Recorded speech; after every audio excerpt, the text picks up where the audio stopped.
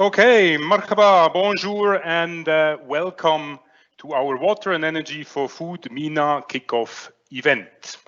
My name is Michael Kropak, and I'm the co-director of CEWAS, and today I will guide you through this session. Water and Energy for Food is a worldwide initiative, and it was founded by the BMZ, the German Ministry for Economic Cooperation and Development from Germany, then the Swedish International Development Cooperation Agency, the Ministry of Foreign Affairs of the Netherlands, and last but not least, USAID, the US Agency for International Development. Now, although Water and Energy for Food is a global initiative, the previous programs have shown that more impact can be generated if innovators are supported on a regional level. That's why the Water and Energy for Food, the global program, has regional innovation hubs which take care of a certain region and support innovators in that field from the region itself.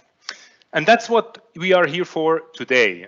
Today is the kickoff of the Regional Innovation Hub for the MENA region, Middle East and North Africa. We will be launching the Regional Innovation Hub today, and we want to go mainly through four main discussion points. We will start with introduction of the Global Water and Energy for Food program. Then we will move into the region and have a look at the challenges and opportunities that we see here in the region and how we can actually tackle them. And as a third speaker, we will have Rami from Beirut, who will tell us how the hub, why and how and when the hub will operate and how it will actually support innovators to make an impact related to water, energy and food in the MENA region. We will close this session with three short pitches from the hub members, trying to sum everything up to our main target groups, which are innovators, investors, and partners interested in the program and interested in jointly with us creating an impact in the region. Now, before we start, just a few housekeeping rules. So the session will be recorded. That means we will upload the recordings of the session in a few days on our website and also on the YouTube channel, so you can watch it there again. The same will apply to the questions and answers. We will also, if we don't have enough time to answer all your questions today, we will have written answers to all your questions also published on the website. Now, you can, as an attendee, as a participant, interact with us. You see on the right-hand side, you see a question and answer box, and I would request you that if you have any questions which you would like to ask to a speaker, you can write your questions into this box. And then if we have time, if we have enough time, the speakers, after each speaker, there will be a little bit of time to go through a few questions. In case, as I said, in case we're not able to answer your question, we will try to answer them after this event and publish them on the website. Please note that this session will be in English. There below here, somewhere here, I think, there is a button with two C's. This is actually, you can open that, and there you enter the closed caption area where you can actually try to have the whole session translated into different language. I think available is French, Arabic, and German, I think. Check it out. It works kind of okay. Maybe it helps you, but yeah, it's just another offer we have for you in case you have any issues with the sound or the language.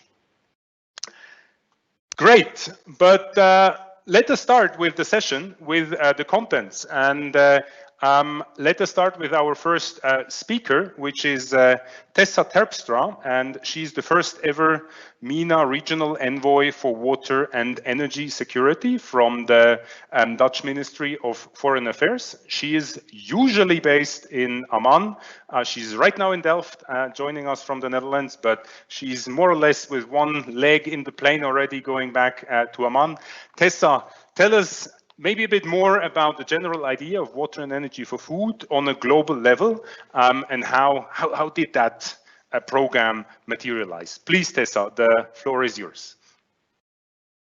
Yeah, thank you very much, Michael, and a warm welcome to everybody who joined us here today. We're super proud to have you join our kickoff today, and we're extremely happy that we're in this program together.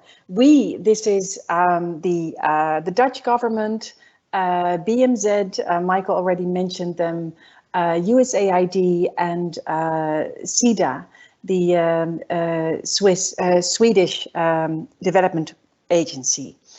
And we're super proud and happy to be here because the program that we're presenting today is a follow-on of two earlier programs. And the good thing about the We4Food program, the strong point, is that it builds on the lessons and the successes of these earlier programs. So the two programs that we had previously were Energy for Agriculture, which was powering agriculture, and SWIFT, Securing Water for Food program. And these joint programs have impressive results that we build on with our We4Food, our Water Energy for Food program, where we combine water and energy efficient technology for food production. And Michael already mentioned the fact that, and one of the lessons of these two previous programs was that it's important to work closer to the field of work and to the entrepreneurs that we're trying to reach through this challenge. So the results of these powering agriculture and securing water for food SWIFT programs, you can see on your on the slide. There's been a 50 million grants given by Powering Ag and 35 million by SWIFT. It's a joint collaboration of the different contributors, the different founders that we have now today as well, and many innovators supported, 80 innovators, 7 million beneficiaries. Nearly 6 million tons of additional food was produced. There was a lot of water reduced, more than 17 billion liters, 13.5 million USAID of energy saved, 1.3 million trees were saved, more than 85 million in additional funding was raised and leveraged through these programs, and more than 350 partnerships were formed. And we're building on these lessons, as I said, with our water energy for food. Next slide, please. And so with this new water energy for food, we're looking at a global challenge of $65 million for 3 focus areas.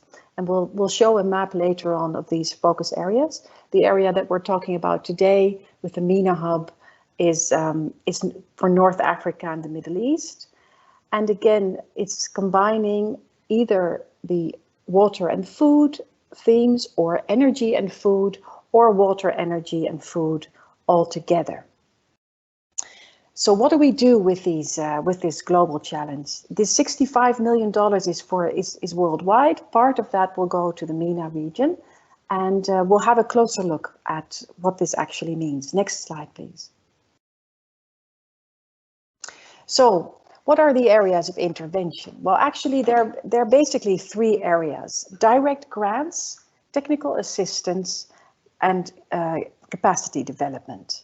And then, of course, there's also the knowledge generation and advocacy. So the direct grants are the successful applicants for the calls, and you will hear more about the calls later in this webinar. Successful applicants will receive a small grant, but most importantly, they will get technical assistance to help build their, develop their business plan and to connect them to financiers, potential financiers. And this technical assistance, by the way, is not only for the innovators, it's also for the financiers, for banks, to help them understand the market of innovation better and the needs of these innovators, investment needs. There's also capacity development, including trainings. We'll hear a bit more about these different interventions throughout the webinar. And one of the interesting things of this program, I find as one of the representatives of one of the funders, is that the feedback loops of this program are very small. You'll hear throughout the webinar that the hub managers, the four organizations coming together to actually manage the hub for the MENA region, they'll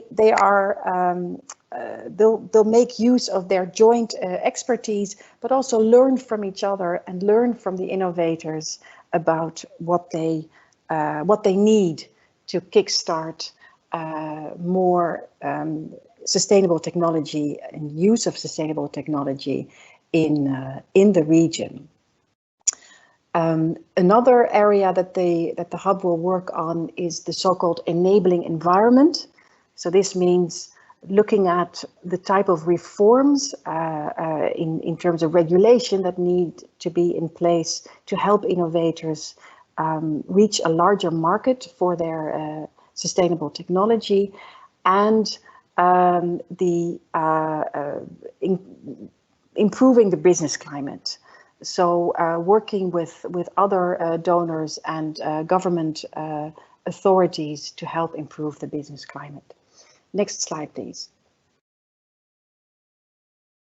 So the program impacts, in a nutshell, you can see them here. So we're talking about more food production in a sustainable and efficient way, using less water and less energy.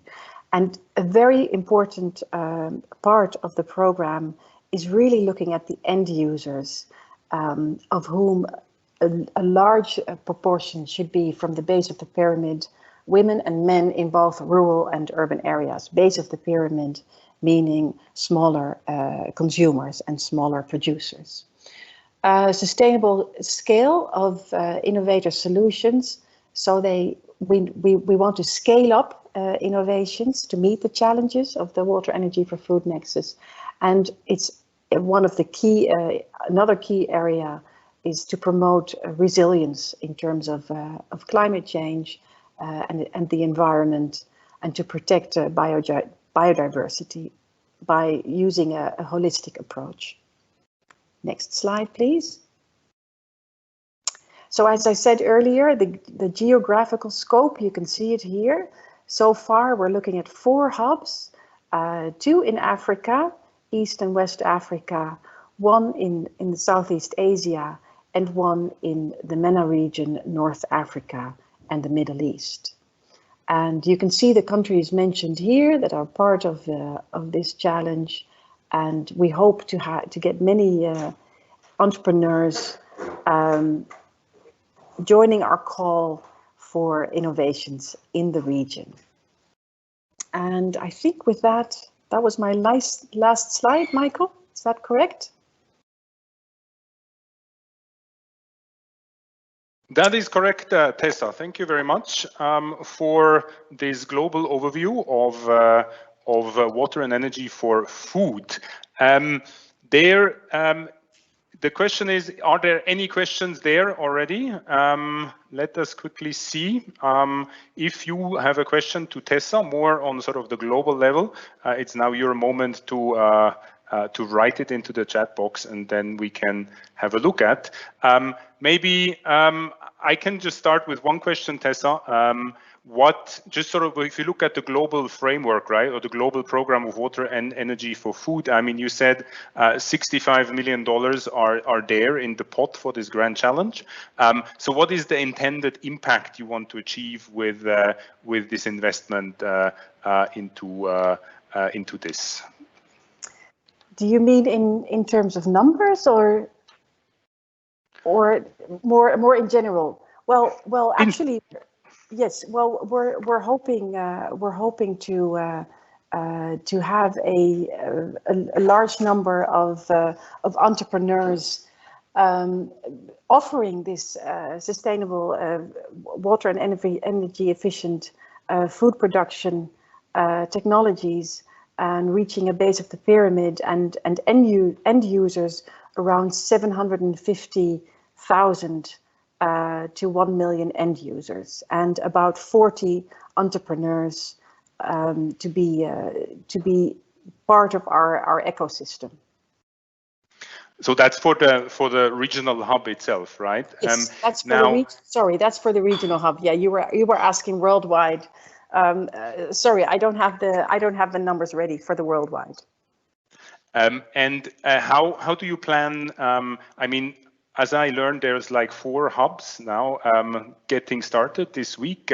How is there sort of a process how these hubs will interact and how they will, work together, or what is the plan there? Yes, thanks for that question. So there's a general sort of oversight of these 4 hubs of the joint 4 funding agencies, and they work together in a so-called secretariat, which will guide the calls that will be set out and sent out by the regional hubs, so that worldwide the calls are more or less similar.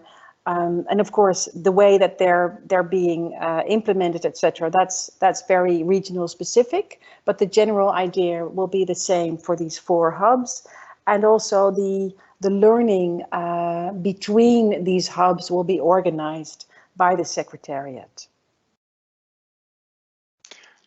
Okay, thank you. Maybe there's a couple of questions there, but they're like really specific for the MENA region, and I think I'll take them over then to Rami to answer them later. But maybe one question which is sort of general is a question if the program will support non-profit organizations, or is it really just purely for-profit organizations? No, definitely. That's a very good question, actually. Non-for-profit organizations are very much encouraged to apply as well, because they might have knowledge or expertise on sustainable food production that we could use very well. So please, non-for-profit organizations are very welcome to apply as well. Okay. Thank you very much, Tessa. I think I'm going to move the other questions which we have there to our next speakers then later on. And with that, thank you very much for this opening of the hub, and looking forward to see you around in the coming years very frequently. Now, let us continue with our next speaker from the global level. We want to move on to the MENA region, and we have now actually 2 speakers, not just one. The first one is Dr. Amgad El Mahdi. He is the head of the MENA region for the International Water Management Institute. And we also have Dr. Ahmed Hussain from Chemonix Egypt Consultants that will talk about the challenges and opportunities in the MENA region. Now, both of you, you're joining us from Cairo, and yes, Amgad, please, the floor is yours. You will start with the challenges that we and you see for water and energy for food in the MENA region. Please, Amgad. Thanks, Michael, and good afternoon, everyone. Good morning, and also Assalamu alaikum and Masa al-Khair. So in my next 4 slides, I would like to share with you a common understanding of what is actually the problem we are tackling here in the MENA region through the hub. And let's share some numbers and facts. So let's start with the food system. So no doubt the food system is really facing many challenges in the region, but I will try to focus on some important things. So first, the region is really very dry, and we see an increasing in demand for agriculture by 60% that is actually required to meet the demand and the food in future. However, there's actually very challenge when you look at the big elephant in the room here, which is really the climate change that's really impacting the region with a potential of increasing temperature by 4 degrees and also increase the chance for the drought by 50%. So with that in mind, and we look also at other aspects, how this will impact the agriculture, where we start seeing the climate change impact also make people get displacement and also do an illegal immigration or migration to like South Europe. And it's also impacting on the land degradation, which could impact by around 6% of the GDP in the region. On top of that, what we also see is really the population increase with a high growth rate and also losing a lot of our agricultural land for urbanization to meet that growth. But also the change in diet we have seen, like people moving to like more intensive water use, like meats, for example. And also the whole Arab region or the whole Arab countries, it's really like a net importer. So we really import around 50% from our calories that we require to consume. In parallel, or on the other side, we see the food waste. It's around 35% as well. So we really need to be more efficient, more sustainable along the whole food value chain and work with those uncertainty, especially also the uncertainty of the price of the energy along the whole food value chain. Next slide, please. When we look for the water aspect, again, through the region lens, what we can see here, so this analysis actually show us the ranking of those key challenge, but it's also what the message is here. It's really they are very localized as well, and the priorities are also different. For example, if you look at Egypt, we'll see the first priority here, climate change, followed by food system vulnerability and population growth. If we look at Lebanon, for example, on the east, what you will see here, food system vulnerability, land management, and also fragility. But if we look at the other aspect, like on the other side in the west, like in Maghreb al-Arabi, what we see here, it's also the problem, it's really focused on the food system. However, if we go back further to the Gulf countries, we see really the problem or the high priority is really tackling the energy price uncertainty or volatility. The arc you have seen there in the picture, it's also showed the level of implementation of the integrated water resource management. And what we can see here, it's all around low or medium to low in terms of implementation of the water resource management. And that actually gives us, again, another opportunity and an area to improve. Next. We have mentioned like the uncertainty and in terms of the energy price. However, if we really dig deep inside the energy issue, what we see here is really increasing in the trend of energy demand with an annual rate in the region by 6% in comparison to like 2.5 globally. Also, the region had really doubled its share in the market in terms of like exporter. So the region is a net exporter and doubled their share from 4% to 8% over the last 10 years. Even though the region really increasing its share in the market and really exporting, however, if we look at the per capita need of energy and use, it's varied, of course, across the MENA region. For example, in Qatar, it's really double the OECD countries and 6 times the global average. This actually attributed to like the economic development we're seeing in the region, the increasing demand for like water desalination and also the air conditioning use in the Gulf countries. Between increasing demand and the level of exportation that the region practice for energy and also the whole current global economy, this adding an extra pressure on the energy costs in the energy sector in the region, and also for the countries, to really meet its demand and also provide affordable energy to their people. Next. So without doubt, the challenge will continue in future. And what we see here by 2050, an 80% increase in energy, a 55% increase in water, a 60% increase in food. But of course, threat always come with opportunities as well. So we really need to look at those opportunities. So for example, like reducing the energy losses that currently around 20% and drop it to like 10%, that actually could save the region by $5.5 billion for the region to get more development. Also, more advanced and efficient system of water will help really to reduce the 15% that is on average used from the national electricity to through the water cycle and treatment. We also know climate change impacting and losing yield by 25% by 2050. However, the agriculture sector, as the largest user, it also is the least efficient user as well. And those also give an opportunity really to work within the agricultural sector and to improve that. If we look at the agriculture investment from the donor community and also from the public sector at country level, we also have seen a trend of declining in the last 5 to 10 years. And that again opened a door for the private sector to come and invest and support local solutions as well. So the current and future challenge and also the increasing in the demand can of course alleviate it, and that through nexus approach like water, energy for food. And that will help the region really to respond, adapt, and also mitigate the existing and future challenge. With that in mind, I would like to invite my colleague, Dr. Ahmed Hussein, to talk to you more about opportunities. Dr. Ahmed, please.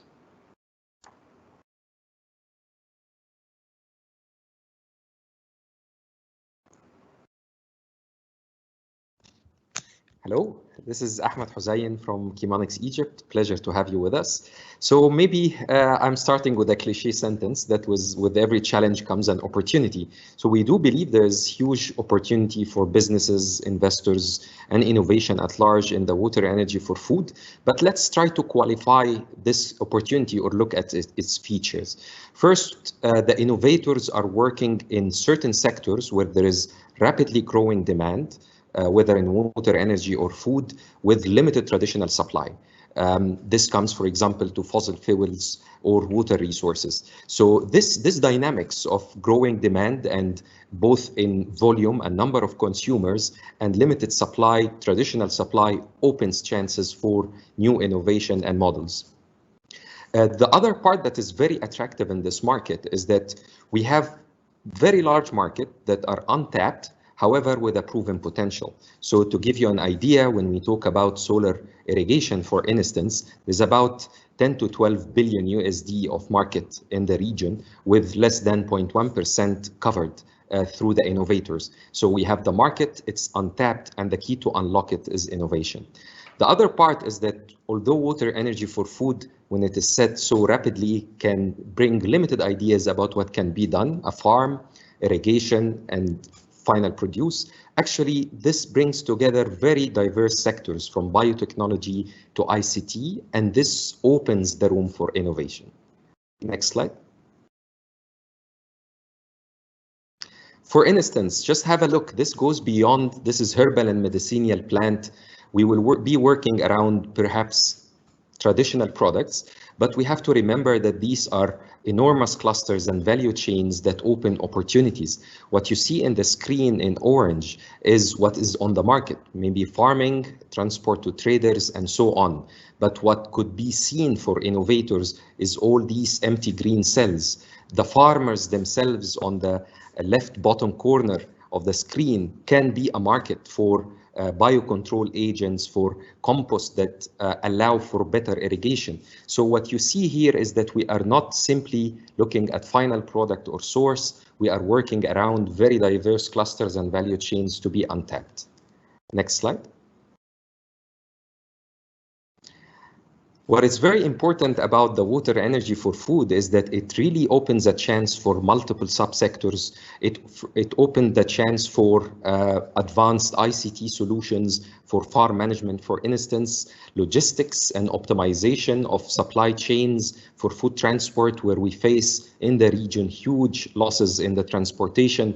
This also allows for applications related to cooling and heating, related to crop management, fintech and finance. A lot of these solutions are enabled by financial or intelligent financial models. The innovation itself can come in very different forms. It can come in the form of a business model innovation, technology, or even management and optimization.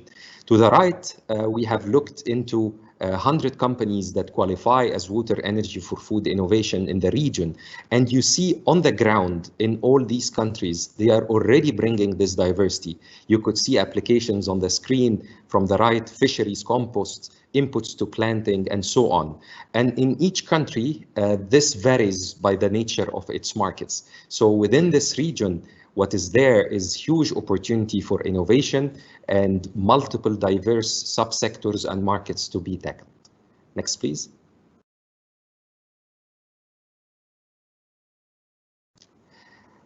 On the ground, on the left corner, on the left side, you will see that these 100 enterprises are already experiencing rapid growth rate. So the average is 68%. However, you will see companies capable of growing at 200%.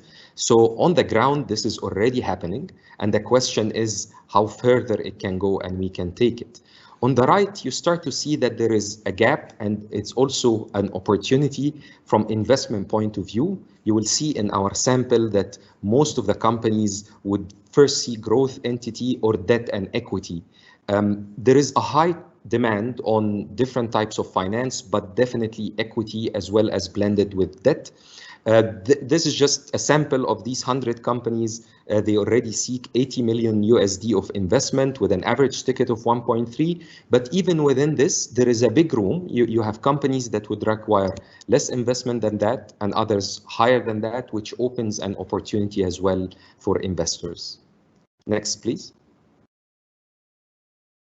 Okay, we don't want to say that everything looks good. There is in this curve, what you see is an aggregate showing the average revenue of a group of 170 water and energy food companies. You will see that these companies, without support, they are capable of getting into the S-curve after a year or two of their growth, but then most of them actually stagnate around tens of millions of US dollars. About less than 3% is capable of continuing this growth to become a large-scale company operating in the 100 millions USD.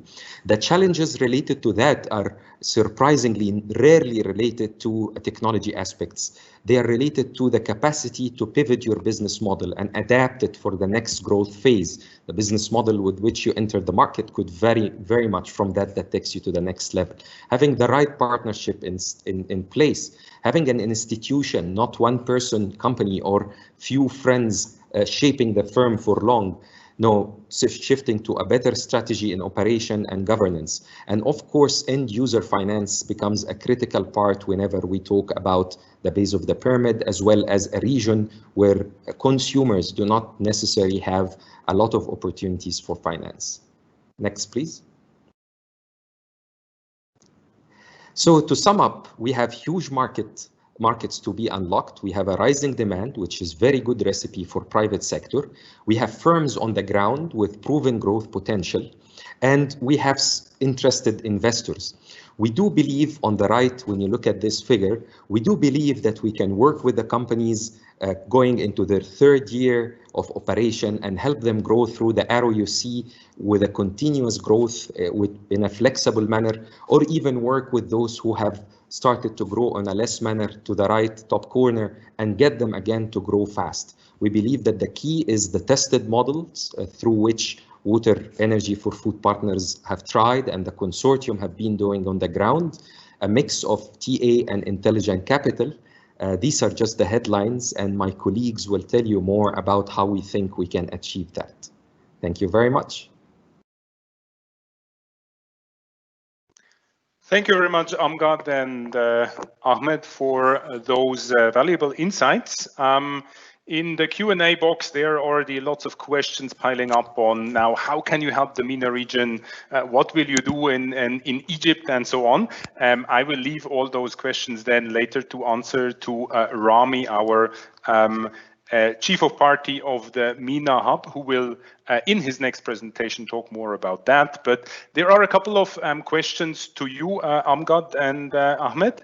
And one first question maybe to you, Amgad. There, in one of the slides, you showed that the MENA region imports like 50% of its food, and the person is asking, why is this the case, right? Is this because of capacity limitations, or is it any other trade-off, or why is that so much food has to be imported in the MENA region? Thanks, Michael, for that question. Yeah, the 50% coming from looking at the capacity of the region and the suitability of the land to produce. However, we have seen also an opportunity to meet that demand, but also is actually the diet that actually being adopted in the region here, that add a challenge for people really to import like 50% from the calories, not from the crops, it's from the calories we use or the calories intake within the region, especially like the meat. So most of the meat actually get imported to the region because of the countries, the region, it's very dry. So when you see like in terms of like rain-fed agriculture, it's very limited, and that add that challenge.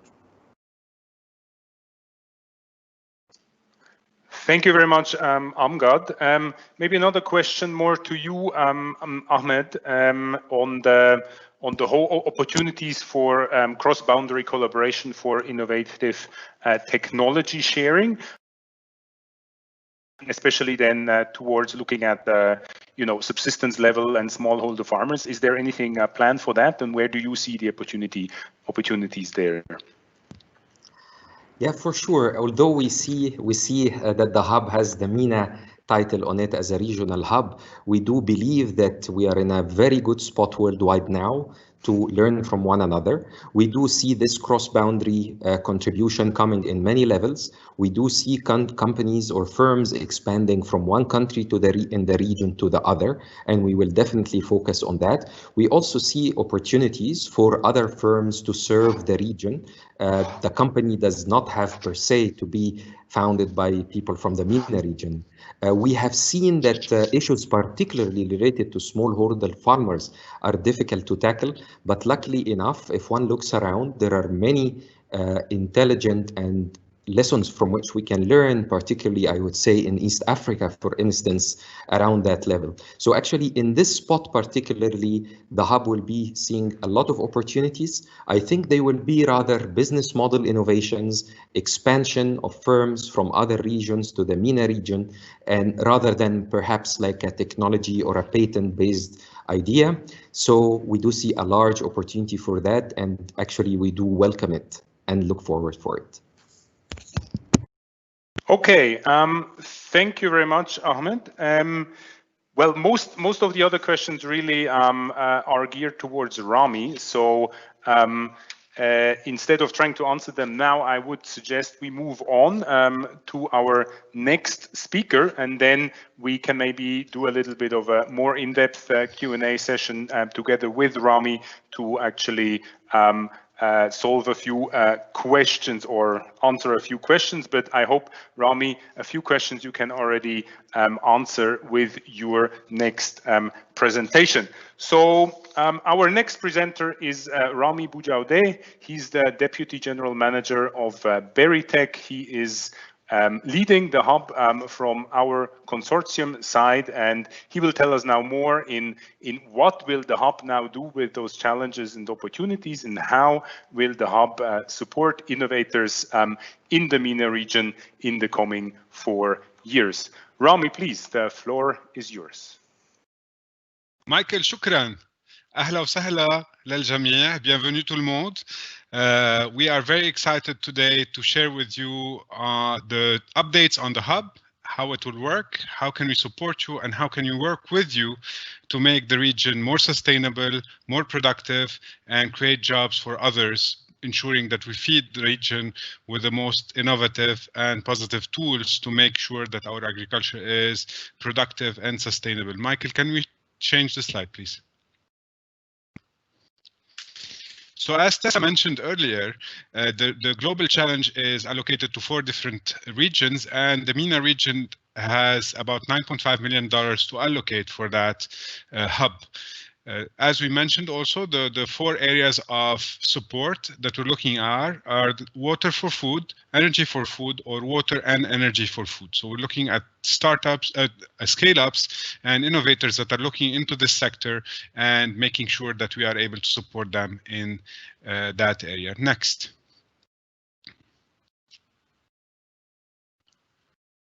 Well, the hub will be managed by 4 very rooted partners: Beritech, Chemonix Egypt, CWAS, and IUMI, the International Water Management Institute. Next.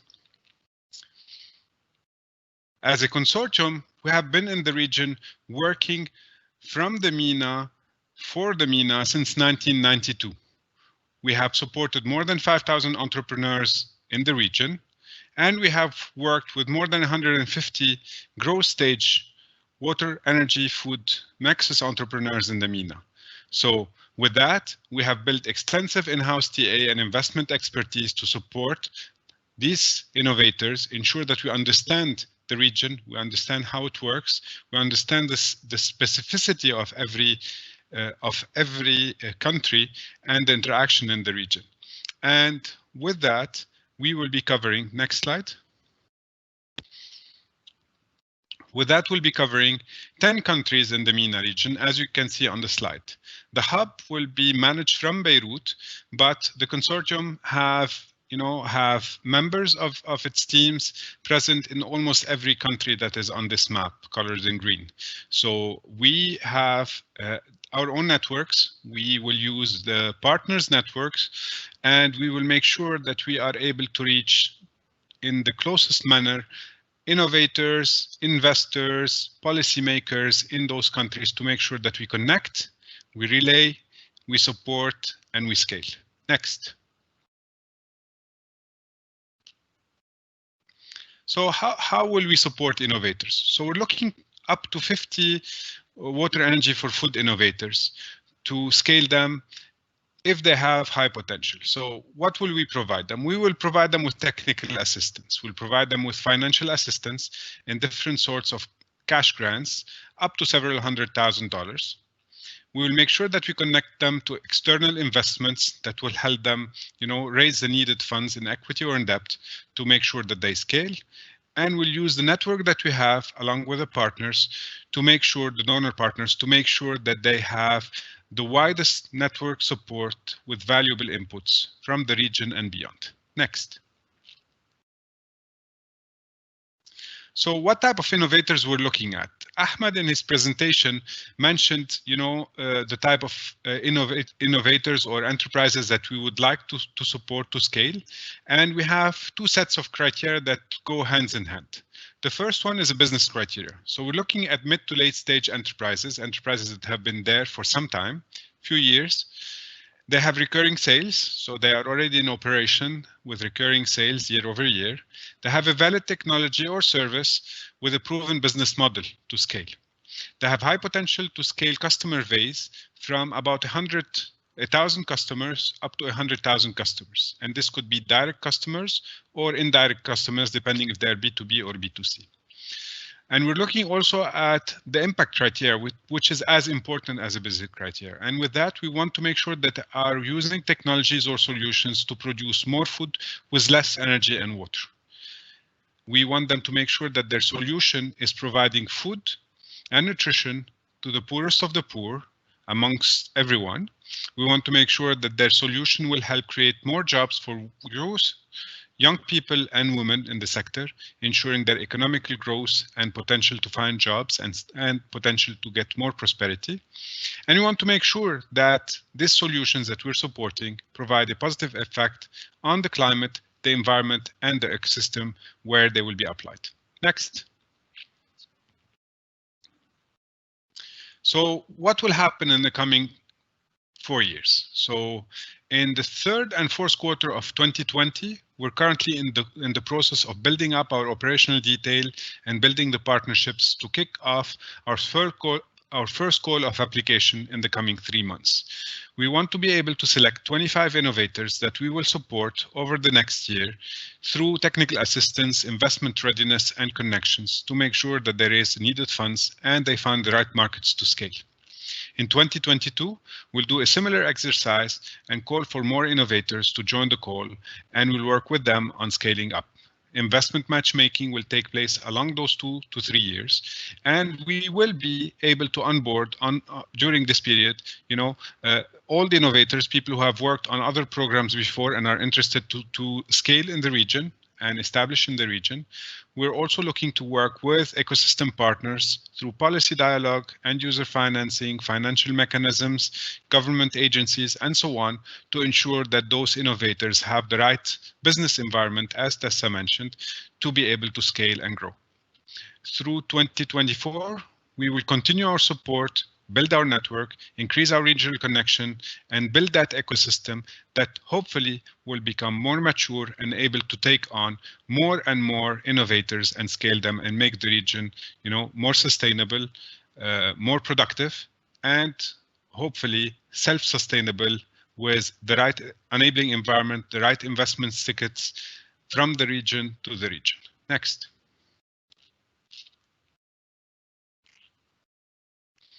The type of financial and technical assistance that will be provided through the hub are many. So the type of technical assistance could be done in-house because the ecosystem partners, the partners on this hub, have an extensive knowledge in technical assistance delivery. So that could be, financial management, market research, business development, new financial modelings, and so on. But we'll also be able to access through our network of experts on-demand technical assistance depending on the particular needs of the innovators, and we'll have highly specialized technical assistance depending on the needs. We'll also use our networks, as mentioned, to be able to push the different enabling players to be able to connect. We'll be able to help them access financing through the different networks, models, and systems we will have, and we'll give them as much exposure as we have through the hub and through our networks. In terms of funding, the cash funding would come in a milestones grant. That means if we decided to dedicate a certain amount to a certain enterprise, we will make sure that this funding will be given in tranches based on deliverables. So the enterprise, the innovators will be able to, get access to portions of that grant based on the milestones and deliverables that they make through those months of support that they will get through the program. Next. In terms of investment facilitation and readiness, we will be working on several fronts. The first front is getting those enterprises and those innovators ready.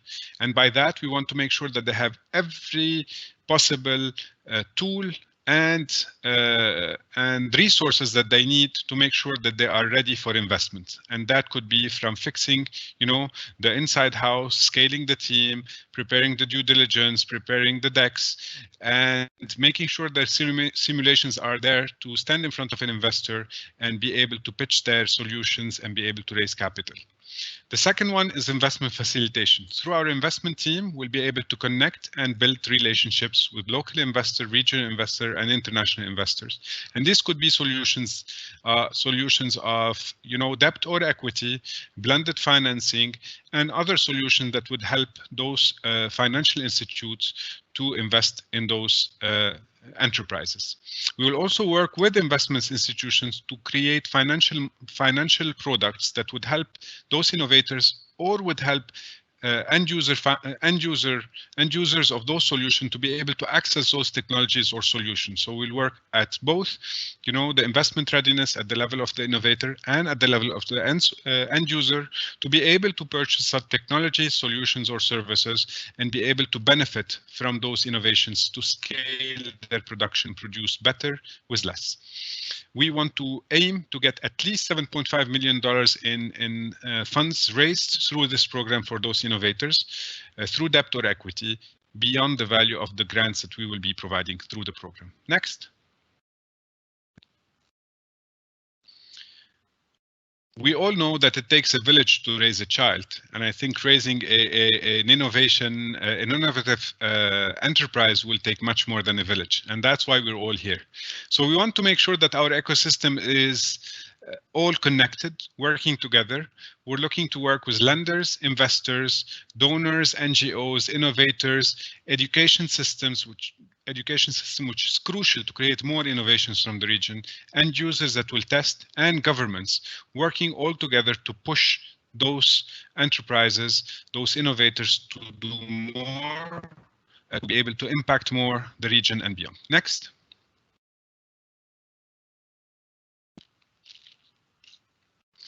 What are our expected outcomes and impact of this program? We want to have at least 750,000 smallholder farmers or other end users adapting energy or water efficiency innovations in their activities, and we aim to have at least 25% of them to be women implementing those solutions. We want to also ensure that at least 300,000 smallholder farmers or end users increasing their revenues and their income through the program. And again, we want to make sure that 25% of those are women. The objective is to support at least 40 innovators to make the needed impact. We want to ensure that we have an increase of 2 million tons of additional food produced in the region. That being said, we want to make sure that the agriculture production consumes less water, and we want to make sure that we reduce it by at least 760 million liters. We make energy savings by using energy efficiency and renewable energy technologies to make sure we have a savings on the food value chain by at least 12.5%. We want to increase the investment in this sector by at least 7.5 million additional funds. And we want to make sure that we leverage the innovations through partnerships using the donor partner networks, the networks of the consortium, and the networks of the people we work with. Next. What do we want? We want you to partner with us. For everybody who's on this call, everybody you know that is interested in this sector, everybody who believes that people in the MENA could control and improve their sector, improve the food security, improve the food productivity, and ensure that we have agriculture that would stay and grow for the generations to come. We want you to partner with us. And here we're asking investors who want to have investment opportunities that are productive and valuable. We want to make sure that people who have technical and business networks that could help our innovators to be able to help them scale. People who are influencers and are at the level of policy, government relationship, or even business networks to help us in advocating for a market-based approach and pushing more solutions from the region to the region. We want to make sure that you connect with our innovators community and connect them with us so that together we can scale their innovations. With that, we're looking to create a WE4F Innovator Support Network that would last beyond the program. I think this is the end of my presentation, and I'm more than happy to welcome your questions. Okay, thank you very much, Rami, for those slides, and there is indeed quite a lot of questions out there. So what I will try, I try to summarize them a bit and ask them to you sort of a bit on the flow of application, for example, as an innovator. Now, there have been a few questions. For example, one question is, is this like, if I have a startup, for example, I mean, am I allowed to apply, or what sort of the bottom bar, what you're looking for as eligibility criteria from a business point of view? So a startup that does not have a valid business, a business model, or they don't have yet a traction in terms of business and a potential to scale at this stage, could not apply to this program. But on the other side, we as a network from the region between Beirut, Chemonix Egypt, CWAS, and EUMI, we have a large network of incubators and accelerators that we can work with to help them scale their initiative. And we'll be looking for their scalability and potential growth over the next 4 years. So people who have ideas today, we'll make sure that they will plant the seed, and we will be helping them to grow that plant, grow that startup into a scale up in the coming 2 to 3 years. So please keep your eye on the program. If you're not eligible to apply this year, we're hoping to get you there next year or the year that follows. But I want everybody who is at the stage of a startup and have promising potential to make sure that they know that we're there to support them as they grow. Okay. Okay, let's assume I am not a startup anymore. I'm really a mid to late stage entrepreneur. Now I'm not from the region, right? So is there also a way that I can participate in the program, for example, by linking up with local partners, or can you link me up with local partners? How does that work? So we are more than happy to welcome, ventures or innovators from outside the region to join the region. The objective is to make sure that they are entrenched in the region. So we don't want we want to make sure that they establish in the region, they have a local presence, and they will have a local team to operate in the region. We don't want to have a sales office in the region. We want to make sure that the innovations that are coming to the region and working from the region understand the context, work within the context, and scale in the context of the MENA. Then another innovator asked whether he has an innovation and he would be generally eligible. Now, can you help, for example, an innovator from Egypt to scale and expand to other countries in the MENA region? That's part of the objective of the program. We know that there is a lot of potential. There's a lot of potential, and there's a lot of innovations that are sitting in islands in the MENA. The MENA is, when we look at innovation, we look at the MENA as several islands of innovations that are not connected. And the reason why this program is covering the whole MENA is to make sure that we connect, we identify resources and opportunities. And part of the funding, if this venture is ready to be scaled through the program, is to help them do market research and identify where would be the beachhead market where they could penetrate beyond their current presence and ensure that they scale in those countries. So yes, and more than yes, they are welcome to join the program, and they will be for sure supported to scale from their country to other countries to make impact. Great. Now, let us assume I tick all those boxes regarding eligibility. Now, how do I apply? How will the process work when I'm an innovator in the region or someone that wants to expand to the region? So we want everybody to keep an eye on the WE4F.org website, where there will be a section for the MENA Hub, and there will be a call for application that would come out on the social media channels and on the website, and will be promoted by the partners as well who are on the consortium. So the call for application should come in the coming 3 months. We don't have a set date yet, but we're finalizing that date ASAP, and the news will come up. So once the application is on and available, it's an online application where we want people to fill in their concept note on why they want to apply and what do they want from the program, and tell us more about their solution, what do they do, how do they want to scale, and what type of innovations they have. Those applications will be then reviewed, and a selection of them would be called for the next steps to be selected for the program. So that's the process of the application. It's an online application, so anybody in the region could apply with no need for physical, distribution of documents or signing or whatnot. It's going to be digitally, fully digital. Okay, then let us assume I sign up, I answer to the call, I'll get into those different, into those 2 rounds, and finally I'm selected. Now, great, I'm selected into the program, so how will you now help me concretely once I have gone through all this selection? we're sharing the secret sauce, أظن we? So we will share the secret sauce. Okay. So basically, once you're selected into the program, whether you're from Tunisia and you have your harissa sauce, which is delicious, or you're from the MENA with your za'atar sauce or wherever, Middle East. So we will be more than happy to help you. So we will have in every country we'll have a local team that would identify and get to know you a bit more. Then you'll be invited to a boot camp, where you will be provided with an intensive, program to get you started. Then there will be an onboarding for each of those innovators to ensure that we understand exactly where they are, we understand their needs, and we start building for each one of them a roadmap to make sure that we take them to the next level.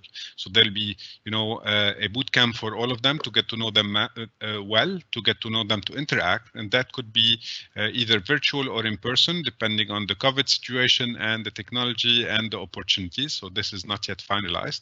But what's important is that the support will be provided in a very personalized way. Having said that, we will be developing tools that will be standardized in terms of capturing input, in terms of measurement, and in terms of learning. And one thing, as Tessa mentioned earlier, the learning that we'll capture throughout this program will be something that we will use to continuously improve the program. We will also be sharing knowledge with the other hubs to be able to learn from them about their practices and be able to continuously improve the support that we have to those innovators. So it's not, it's not a cookie cutter approach. It's tailored to ensure that they scale. And that's the important part. We want to make sure that the impact is happening and the results are concrete and showing. There's still a little bit confusion out there amongst our attendees in how do you define a mid to later stage enterprise, because that's, of course, that's a bit fluid, but can you maybe just help people? For example, someone from Sudan is asking this question, what does that mean, mid to later stage? Okay, so a mid to late stage means that we have a company that is registered, or an NGO that's registered, that have or an educational institute that have a product, because they are also all welcomed into the program.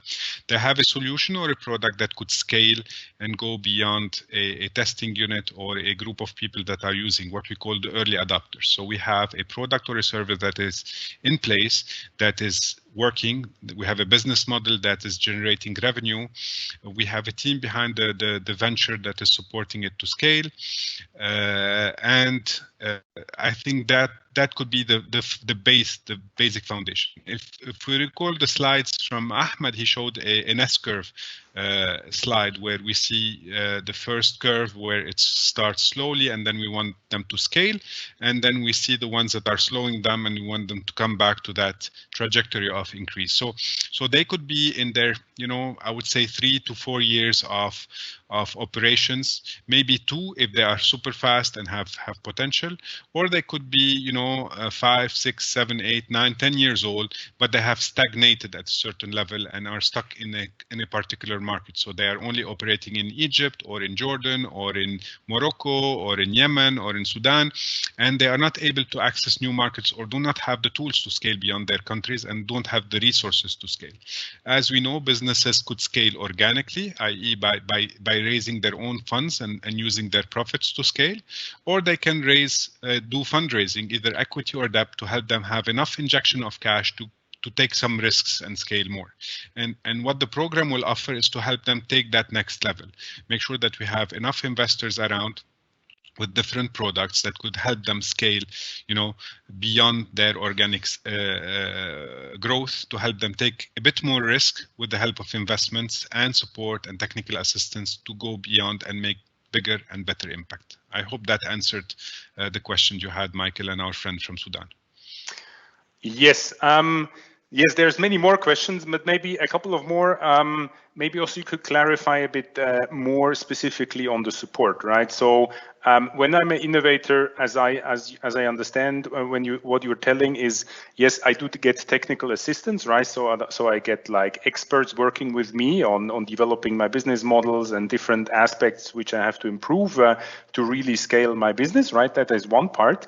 But then on the financial end, there is still a bit of a confusion, right? I mean, you mentioned on one side you will be giving out, for example, grants, right? But you also said there will be like 7.5 million of equity investments. Now, how does that work? Can you maybe expand a bit more on that? Sure.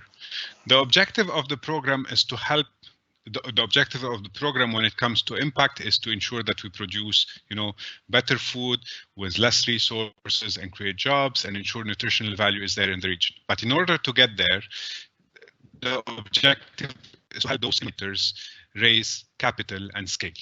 And how do they do that? So the final objective is to make sure they have raised enough capital, whether it's debt, so through loans, or through equity as investment, or a blended finance through different modalities. But the objective here is to make sure that they have enough funding to be able to scale locally or regionally. Okay, now, what do we do to help them in their investment readiness? So we take them through a roadmap. First thing, we assess where they stand. Who do we have? What do they do? And what do they need? Based on that, we'll identify if they need any help in structuring the team. So is the team cohesive? Do they have the right resource? Do they have the right tools to be able to scale? Do they have the right management, skill sets to be able to go beyond? Do they have the proper accounting? Do they have the proper financing modalities? And everything that a business needs to operate properly. So that will be the first assessment.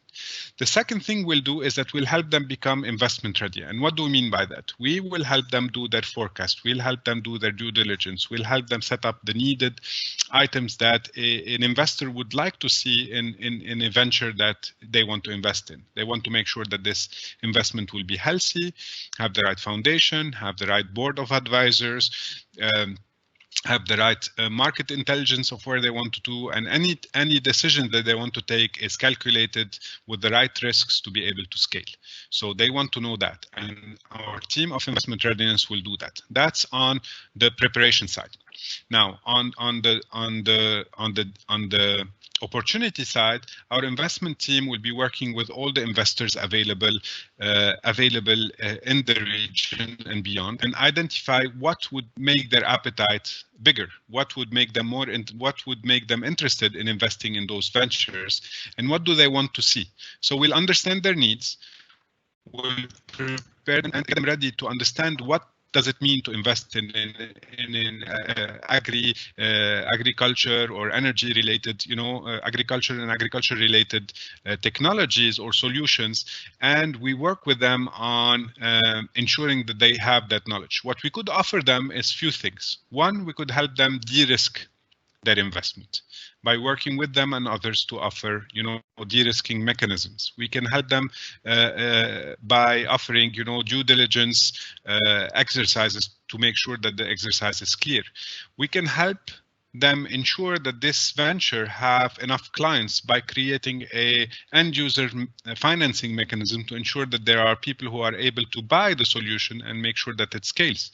So there are different modalities that will be there that will help those ventures scale, either from an investor point of view or from a buyer point of view, or a blended of all of that. Okay, but that means there is not going to be one innovator that gets 7.5 million, but you will actually split up that money amongst those, I think 50 you said, right? So what's sort of the rough ticket size we're talking about when you talk about the financial support?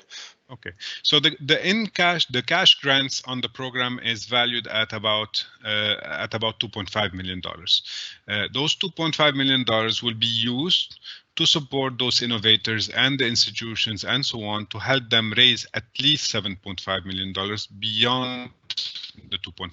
So if we're injecting $2.5 million in cash, we expect that the money that those ventures would raise is at least 10 million, including the 2.5 that we have.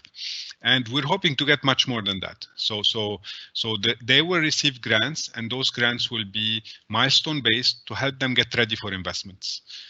And the tickets that we'll provide in those $2.5 million in grants would be tickets between, few $10,000s, so 10, 20, 30, 40, 50 thousands of dollars that will be used to provide, the needed support for them to raise money, or it could be up to a few $100,000, 100 or 200,000 that would help support.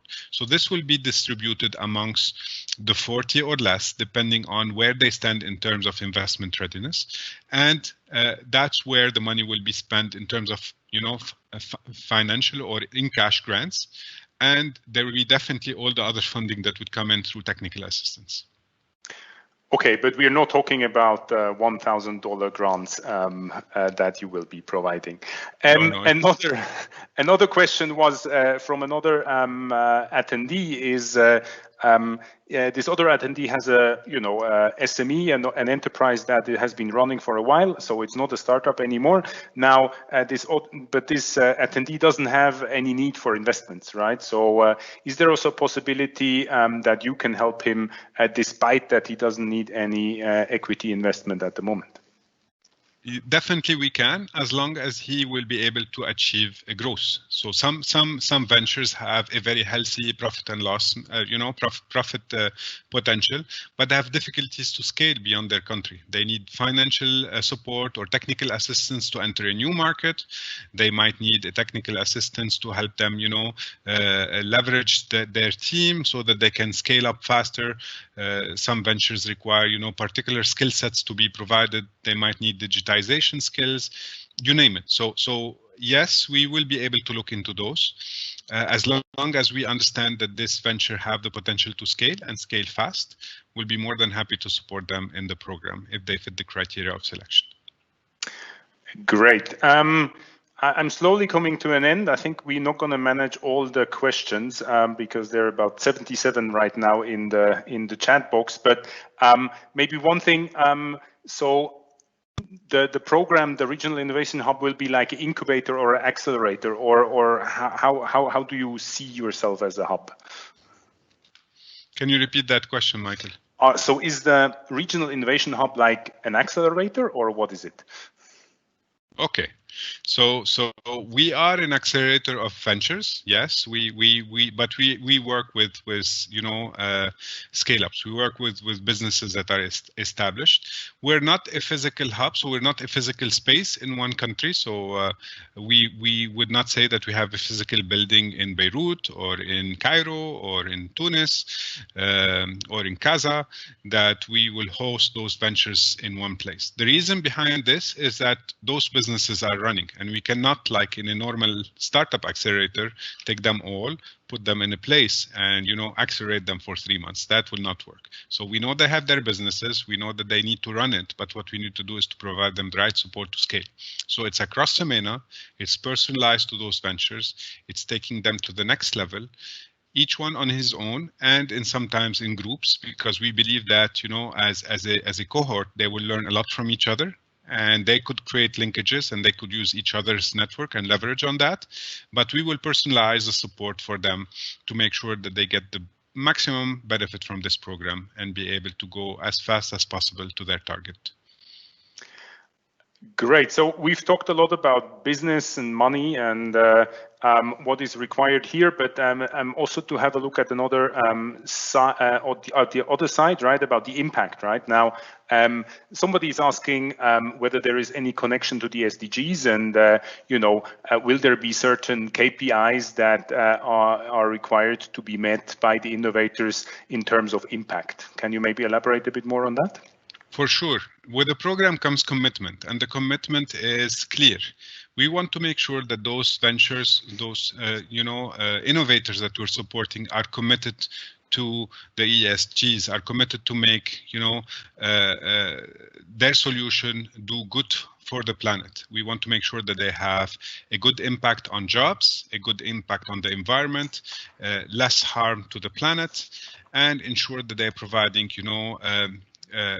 nutritious and healthy food through their solution to the people of the MENA region. So this would come through multiple activities throughout the program. So one, we want to make sure that when we do our assessment of their eligibility, we validate that they have the potential, the interest, and the will to go through that venture and improve their systems to become more and more, sustainable and running.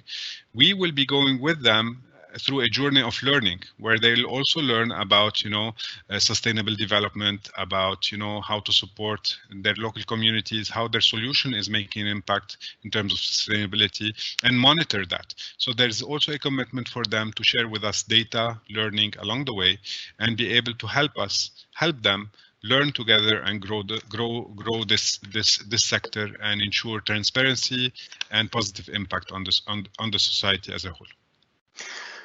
Okay, Rami, I think I leave it for that for the moment. Thank you very much for your presentation, and thank you very much for answering these 24 of questions at the moment. To all the people who have not their questions hasn't been answered, what we will do is we will have a look at them, and we will answer the questions later on the hub on the website of Water Energy for Food, WE4F.org, in a couple of days. So thank you very much, Rami. Now let's come slowly to an end of this kickoff meeting, and we want to round this event off with a few pitches. Right, you all know if you're working in this field that pitching and pitch training is one of the key things that has to be done. So entrepreneurs are ready and fit to actually pitch their innovations and their ideas to investors, to partners, or potential clients.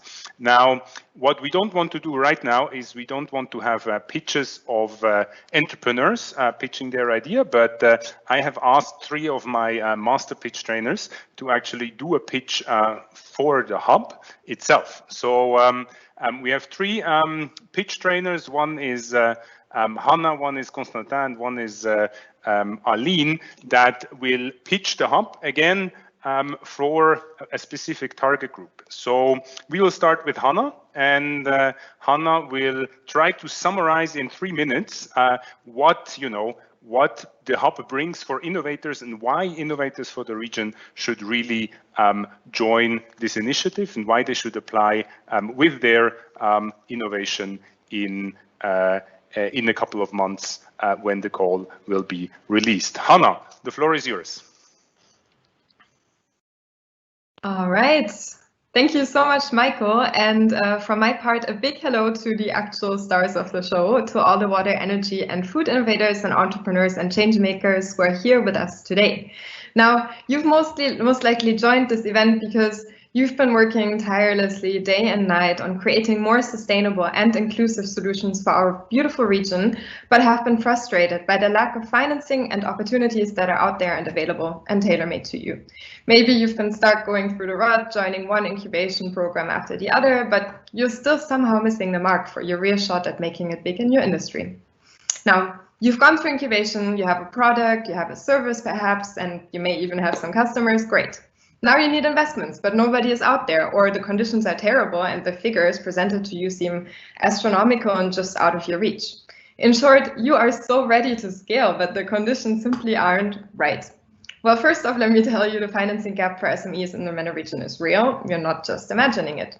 The good news is that with the Water and Energy for Food approach, the MENA Regional Innovation Hub team is here to help you out of that ditch. We are actually looking for people like you. Advanced and innovative SMEs with a focus on water and energy related solutions to food scarcity challenges to join our immersive support programs.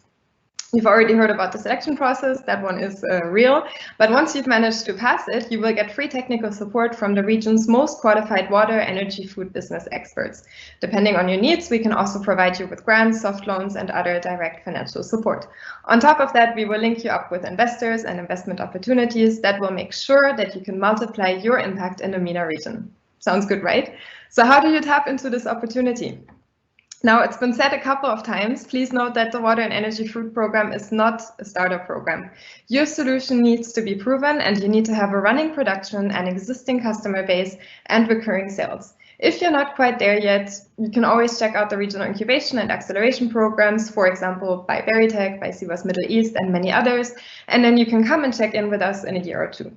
If you do, however, already meet our criteria, we are really excited to invite you to apply to join our program to take your business to the next level, unlock investments tailored to your needs, and scale your reach to fully benefit from access to a broad range of customers in your markets. More information is going to be published via our channels for the first application phase towards the end of the year in the next couple of months. And in the meantime, you can always reach out to us with your questions. We really look forward to working with you.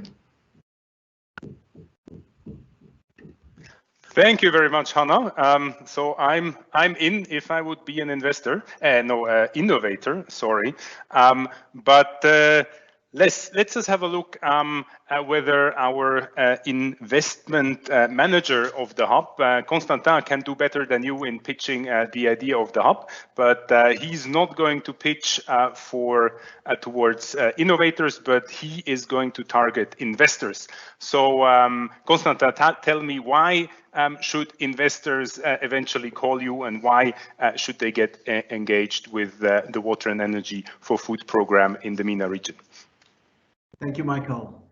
Today, the situation in the MENA is quite unique.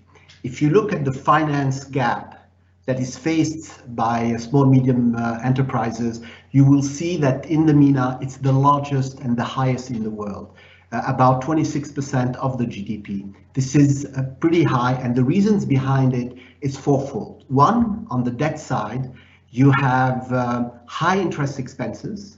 You have extremely high collateral, sometimes at 200% of the debt that we're trying to raise. And you also have very inflexible payment terms, no grace period, very short debt term. On the equity side, most of the equity investors are not interested in small, medium-sized enterprises. They want to focus on large and mature companies.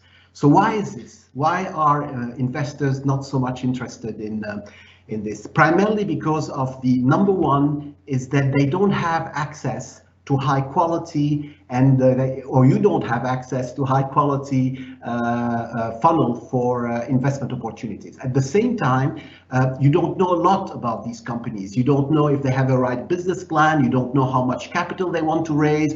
You don't know how much governance structure they have in place. So all those are unknown. There is also a perceived high risk of small, medium-sized enterprises funding in the agriculture sector in the MENA region. And lastly, you think that your expenses in terms of due diligence, in terms of getting these company investment ready, are pretty high. So then you're not very interested in it. So how do we come in the situation? We come in because we're here to source, to screen, and to make sure that we have the right capacity building for these innovators. We spend a lot of time. This is a 4-year program. It's not 3 months. It's not 6 months. It's a 4-year program where we look at these companies. We help them put together their business plan. We help them put together their financial projections. We help them prepare for due diligence. And all of these are here to help the investors move in and be very interested in it. Number two, what we're doing is that we are developing what we call de-risking mechanism. These are addressed by Rami and others. Milestone-based grants are going to be available. You will have also credit guarantees being available, and you will have a number of other mechanisms that will reduce the risk perceived by investors in entering this market. Lastly, is that we will be reducing the cost, the due diligence cost. We'll be carrying some of the due diligence cost. We will also be spending a lot of time on pre-investments in making sure that these companies are ready. And we'll also be spending time through technical assistance that we will be funding to make sure that all the issues and all the challenges that are faced by these companies in the due diligence or after the due diligence are being addressed. So these are examples of why this is going to be quite exciting, working with you as investors to make sure that we're making this this bridge. So the call for action, you are an investor, you are interested in funding, and you have no access to to funnels for high-quality, investment-ready companies. You are also concerned about the risk perceived in it. We would be more than happy to talk to you, share with you all the information that we have on the companies, be able to co-fund, and typically we're looking at funding of about $300,000 to about $1 million that we look in terms of debt and equity funding behind it. So we're here to work with you, looking forward to speaking to a number of you over the next 4 years, and of course to be working with you. At the end, what we're aiming is to improve and create not only financial value, but social value and environmental value. And together, I'm sure we could make it. Thank you. Thank you very much, Constantin, for this investor pitch to the investors. It's for a change the other way around. Okay, thank you very much. Let us move to the last picture of the day from the hub, which is Aline. And we have talked about the innovators, we have talked about the investors, but there are many more actors out there that we want to interact with and that we want to partner with, like NGOs, universities, but also the government in the different countries that we are working on. So Aline, Aline is responsible for the whole partnership management within the hub. She's today calling from Amman. Aline, tell me, why should I get engaged with the hub if I'm one of those actors? Thank you very much, Michael. Hello, everyone, and our dear future partners. I guess that you noticed by now that we're here talking to you as a consortium of several partners, and we, as the new members of the hub, join forces because we know that we can provide together much more value than we can each of us individually. And still we have a huge goal to achieve. And we actually want to scale some of the best water, energy and food innovators in the region. And we're very much aware that we cannot do this without the expertise and the support and networks of many others. And there are obviously already many of you here today, and you are doing a great and critical work in this regard that we want to best coordinate and hopefully also collaborate with. So we are now starting to actually explore what synergies and potential partnerships are out there. And as you heard, we're covering a huge range of support to innovators. So we're also looking at partners, institutions and experts that range from governments, but also finance, private sector or development institutions. And of course, the question is, what could be in it for you? So let me give you a couple of examples. The hub is now looking for suitable enterprises to support, and this might be a great opportunity for entrepreneurs that some of you have previously, worked with or invested in. Another example would be that we can provide direct connections to water and energy for food enterprises and their solutions if you work with communities or businesses where you think they could actually need or benefit from such solutions, and here we can put you directly in touch. If we're coming to the finance sector, Constantin already mentioned it, the hub could provide interesting investment opportunities and deal flow and also funds to match that we are providing as the hub to the innovators.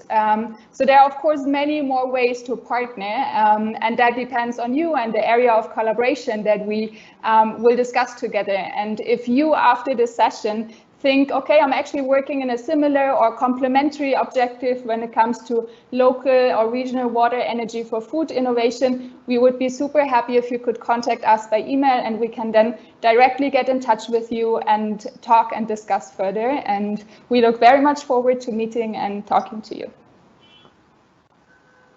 Thank you very much, Aline. Thank you very much for all the three pictures. It's always I know I'm always a bit mean when I ask my pitch trainers to pitch themselves, but I think they did a fantastic job. Thank you very much. We're coming now to an end of this session.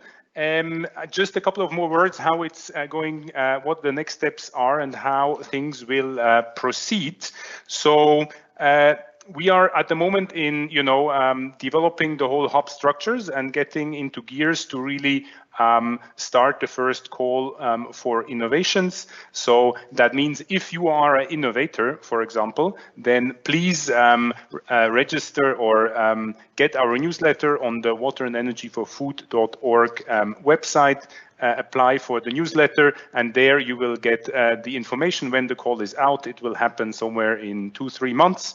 This is roughly our timeline, and then all the information in how to apply, when to apply, what the deadline will be, and what the criteria will be there. If you have any specific questions, you can also, of course, reach out to us and contact us directly on the waterandenergyforfood.org /MENA website. There is more information out there. Have a look there. You will see it on the final slide. After I stop speaking, the details will be there. You can also shoot us an email directly, which will be also screened on the last slide, or you can contact any one of us, which you already maybe know in the hub, so we can help you with your questions and get prepared for really scaling those innovations. So please reach out to us. Please connect to us.